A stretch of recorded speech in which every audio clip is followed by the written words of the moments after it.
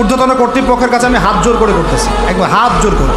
5টা ডিপার্টমেন্টে এই দেশটাকে শক্তিশালী করতে হবে। কয়টা ভাই? 1 নম্বর শিক্ষা, 1 নম্বর প্রত্যেক মুসলমানকে কোরআন এবং সুন্নাহর শিক্ষায় শিক্ষিত করতে হবে। আমি অন্য ধর্ম নিয়ে কথা বলছি না, তাদের মতো দিন পালন করি। লাকুম দীনুকুম ওয়ালিয়া দিন, লাকুম দীনুকুম ওয়ালিয়া দিন। তারা তাদের ধর্ম পালন করে করুক, আমাদের কোনো মাথা ব্যথা নাই। প্রত্যেক মুসলমানের বাচ্চাকে কোরআন সুন্নাহর শিক্ষায় শিক্ষিত করতে হবে এবং একই সাথে এই যুগকে চ্যালেঞ্জ করার জন্য যত সাবজেক্ট দরকার সব সাবজেক্ট আমাদেরকে শিখতে হবে ইনশাআল্লাহ। একমুখী শিক্ষা না, দ্বিমুখী শিক্ষার মেরুকরণ না, একদম দ্বিমুখী শিক্ষাকে একমুখী করে একটা কম্বাইন্ড এডুকেশন সিস্টেম চালু করতে হবে। যদি আপনারা না পারেন আমাকে দায়িত্ব দেন, আমাদেরকে বলেন যে ভাই বা ছোট ভাই, তোমাকে আমি 1 বছর সময় দিলাম, শিক্ষার বিষয়গুলো গোছায় দাও। বিনা পারিশ্রমিকে ইনশাল্লাহ করে দেব, কোনো সমস্যা। 1 টাকাও দিতে হবে না, জাস্ট একটা চেয়ার টেবিল দেন, 100 জন আলেম দেন, 100 জন বুদ্ধিজীবী দেন, গড়ে দিব ইনশাআল্লাহ। তা প্লে গ্রুপ থেকে মাস্টার্স পর্যন্ত আমাদের ছেলেমেয়েরা এমন শিক্ষায় শিক্ষিত হবে যেটাকে শরীফের গল্প শেখাবে না ইনশাআল্লাহ। বরং আমার ছেলে পাইলটও হবে, বিমানও চালাবে, আমার ছেলে ইনশাআল্লাহ হাফেজে করানো হবে ইনশাআল্লাহ। আমার মেয়ে ডক্টরও হবে ইনশাআল্লাহ, আমার মেয়ে আয়েশা রাদিয়াল্লাহু আনহার মতো মুহাদ্দিসও হবে ইনশাআল্লাহ। আমাদের এক ভাই সে রাজনীতিবিদও হবে ইনশাআল্লাহ, জুমার খুতবাও দিতে পারবে ইনশাআল্লাহ। আল্লাহর কসম করে বলতেছি, এমন শিক্ষা চালু করা সম্ভব। শুধু আপনারা যদি একটু সৎসাহস দেখান, একটু উদ্যোগ গ্রহণ করেন, আল্লাহ পাক বহুত আজর দিবেন আপনাদেরকে। আল্লাহ পাক এই ওসিলায় আপনাদের সব গুনাহ মাফ করে জান্নাতও দিতে পারেন। আল্লাহর ওয়াস্তে আল্লাহর দিকে ফিরে আসেন।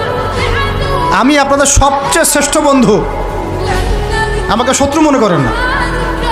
ইউসুফ আলাইহিস সালাম এক পর্যায়ে বলেছিলেন যে আমি যোগ্য, আমাকে দায়িত্ব দেন। মনে আছে আপনাদের? যখন সমাজে দুর্ভিক্ষের স্বপ্ন দেখলেন রাজা, রাজদরবারে গিয়ে তিনি বললেন যে দেখেন, আপনার স্বপ্নটা এমনি এমনি স্বপ্ন না, 7 বছর এখানে ফসল ফলবে, 7 বছর দুর্ভিক্ষ হবে। যদি আপনি আমাকে দায়িত্ব দেন, আমি ইনশাআল্লাহ এমন একটা অর্থ ব্যবস্থা প্রণয়ন করব যে ইনশাআল্লাহ এই দুর্ভিক্ষের কবল থেকে মানুষ বেঁচে যাবে। মানুষ বাঁচে নাই। ওখানে এখানে প্রমাণ হয় একটা জিনিস, যখন দায়িত্ব নেয়ার যোগ্য কেউ দেখা যায় না, তখন যোগ্যদেরকে কথা বলতে হয়। যোগ্যদেরকে কি করতে হয়? কথা বলতে হয়। এখন দায়িত্ব দেখতেছেন না কাদের হাতে? একটা লোক, যে ব্যক্তি আল্লাহর অস্তিত্বেই বিশ্বাস করে না, সে কিতাব লিখতেছে, ওই কিতাব আমাদের সন্তান পড়তেছে। আমি নাম মেনশন করতে চাচ্ছি না। কিছু মানুষ যারা আল্লাহর অস্তিত্বেই বিশ্বাস করে না, তারা মনে করে মহাবিশ্ব সৃষ্টি হয়েছে বিগ ব্যাং থেকে, আল্লাহ সৃষ্টি করে নাই। ও ডিপার্টমেন্ট অফ হেড হয়ে বসে আছে ওখানে। আজকে ট্রান্সজেন্ডার ইস্যু আসছে জন্য আপনারা নড়েচড়ে বসতেছেন না। শিক্ষার যে দশা চলতেছে, আমরা ভয় করি যে আজকে থেকে 10 বছর যদি এমনভাবে চলতে থাকে, আল্লাহ মাফ করুক, আমার আশঙ্কা একটা প্রজন্ম গড়ে উঠবে, জীবনে বাপকে তো সালাম দিবেই না, সালাম কেমন করে শুদ্ধ করে দিতে হয় সেটাও শিখবে না কখনো। ওই দিন যদি আপনারা দেখতে না চান, এখনই ব্যবস্থা গ্রহণ করেন। আমাদের কাছে ব্যবস্থা গ্রহণ করার কোনো ক্ষমতা নাই, ক্ষমতা আপনাদের হাতে আছে। আপনারা যদি এই ক্ষমতাকে আল্লাহর দিকে, আল্লাহর সন্তুষ্টির জন্য ব্যবহার করেন, আল্লাহ আপনাদেরকে আরও বড় করবে ইনশাআল্লাহ। যদি আল্লাহর জন্য এটা আপনার আল্লাহর জন্য ব্যবহার না করেন, এগুলোকে প্রশ্রয় দিতে থাকেন, বিশ্বাস করেন ভাই, ফেরাউন টিকতে পারে নাই, নমরুদ টিকতে পারে নাই, আদ জাতি টিকতে পারে নাই, সামুদ টিকতে পারে নাই, নুহের কওম টিকতে পারে নাই, কমে লুত টিকতে পারে নাই, কমে মাদিয়ান টিকতে পারে নাই, আসহাবুল আইকা টিকতে পারে নাই, মুসার কম বানু ইসরাইল টিকতে পারে নাই। আমরা কোন ক্ষেত কি মূলা, আমরা কোত্থেকে আসলাম? আমরা এগুলো চালায় যাবার আল্লাহ পাক আমাদেরকে একদম জান্নাতুল ফেরদৌস দিবেন এমনটা মনে করছেন? হাদিস কত চমৎকার, কত সুন্দর হাদিস। লাউ ইয়াহদি আল্লাহু বিকা রাজুলান ওয়াহিদান খায়রুল লাকা মিন হুমুরিন নাম। তোমার দ্বারা যদি একটা মানুষও আল্লাহর দিকে ফিরে আসে, আল্লাহওয়ালা হয়ে যায়, লাল উট কুরবানি করার চেয়ে বেশি নেকির কাজ। তোমার একটা দাওয়াতে যদি মানুষ আল্লাহর দিনের দিকে ফিরে আসে, ওই আমলকারী সব নেকি তুমি পাবা।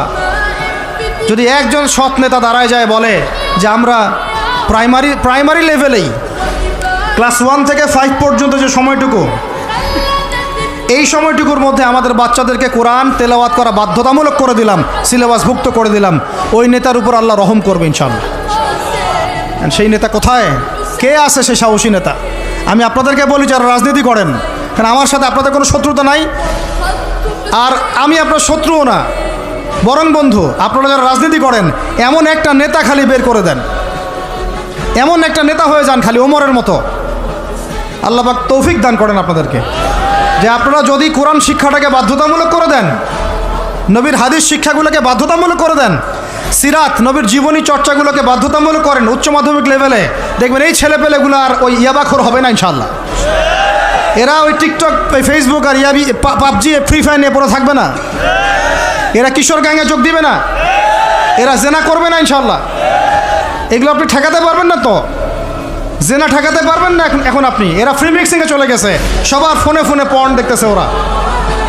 ওরা বাচ্চাদেরকে ধরে ধরে রেপ করতেছে। এখন ছেলে মেয়ের আদমশুমারি যদি করতে পারেন, একটা কুমারিত্ব শুমারি করে দেখেন, 18 বছরের কম কত মেয়ের সতীত্ব নাই, 21 বছরের কম কত ছেলে সতীত্ব নাই, আপনি টেস্ট করে দেখতে পারবেন।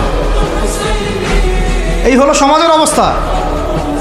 এখন চলতেছে সমকামিতা, সমকামিতা। আল্লাহর লুতের গজব নেমে আসবে, লুত আলাইহিস সালামের কওমের গজব নেমে আসতে পারে। আল্লাহ হেফাজত করেন আমাদেরকে। সমকামিতা বৈধ করে গিলিয়ে খাওয়ার জন্য ট্রান্সজেন্ডার চালু করতেছে এরা। ছেলে বাইর থেকে ছেলে, মনে মনে মেয়ে, মনটা চায় ছেলের সাথে যৌন সম্পর্ক করতে, নাউজুবিল্লাহ, অথচ বাইর থেকে একটা ছেলে। সমস্যাটা মানসিক না? 3 দিন টানা সকাল বিকাল কারেন্ট শর্ট দেন মাঠের মধ্যে, সব সমস্যা ঠিক হয়ে যাবে ইনশাআল্লাহ। 3 দিন, বাস 3 দিন থেরাপি দেন, ঠিক হয়ে যাবে। এগুলো প্রমোট করতেছে মিডিয়াতে বিভিন্ন নাটক দেখাচ্ছে, এগুলো দিয়ে ফেসবুকে এরকম ক্লিপ দেখানো হচ্ছে, মানুষ লিখতেছে, অধিকার চাচ্ছে। কোন যুগে আসলাম রে ভাই? আমরা কোন যুগে আসলাম? আল্লাহ রাব্বুল আলামিন আমাদের সবাইকে হেদায়েত দান করেন, অন্যায়ের প্রতিবাদ করার তৌফিক দান করেন। আমি আমাদের ঊর্ধ্বতন কর্তৃপক্ষকে বিনয়ের সাথে অনুরোধ করব, এইগুলোর পিছনে যারা এজেন্ডা বাস্তবায়ন করতেছে সবগুলোকে ধরে ভিতরে ঢুকাই দেন একেবারে। 7 দিন রিমান্ডে রাখেন, ঠিক হয়ে যাবে ইনশাআল্লাহ। আপনারা খালি দাড়ি টুপি পাগড়ি জুব্বা দেখলেই সন্ত্রাসী মনে করেন?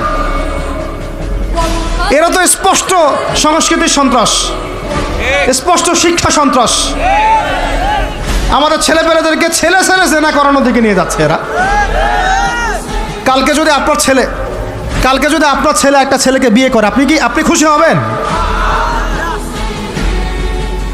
আস্তাগফিরুল্লাহ, নাউজুবিল্লাহ। আল্লাহ পাক আমাদেরকে হেফাজত করেন, আল্লাহ পাক আমাদেরকে মাফ করেন। আপনার মেয়ে যদি কালকে একটা মেয়েকে বিয়ে করে নিয়ে আসে, আপনি সমাজে মুখ দেখাবেন কিভাবে? তো এগুলো এখন যদি না থামাই, তাহলে কখন থামাবেন? ওই যে বললাম, সুদ যখন চালু হয়েছিল আমরা সবাই কিন্তু প্রতিবাদ করি নাই। এখন সবাই সুদখোর হয়ে যাচ্ছে দিন দিন। আমরা যে অনেকে তাহাজ্জুদ পড়ি, করে কান্নাকাটি করি, আল্লাহ দোয়া কবুল করো, এইটা করো সেইটা করো। দেখেন দোয়ার বেশিরভাগই কবুল হয় না। কেন হবে? অর্থনৈতিক জীবনে তো সুদ খাচ্ছি, আমি ঘুষ খাচ্ছি, দুর্নীতি করতেছি, হারাম খাচ্ছি, পণ্যে ভেজাল দিচ্ছি। আল্লাহ পাক আমাদের সবার রিজিককে হালাল করার তৌফিক দান করেন। অতএব আমি 5টা কথা বলছি, 5টা ডিপার্টমেন্টে এই জাতিটাকে শক্তিশালী করতে হবে। আল্লাহ পাক তৌফিক দান করেন। 1 নাম্বার শিক্ষা। 1 নাম্বার কি ভাই? এমন কোন শিক্ষা? শুধু একমুখী না, দ্বিমুখী শিক্ষার সমন্বয়। কোনটা? কোরআন সুন্নাহও থাকবে, আবার জেনারেল শিক্ষাও থাকবে। আল্লাহ পাক তৌফিক এনায়েত করেন, আমিন।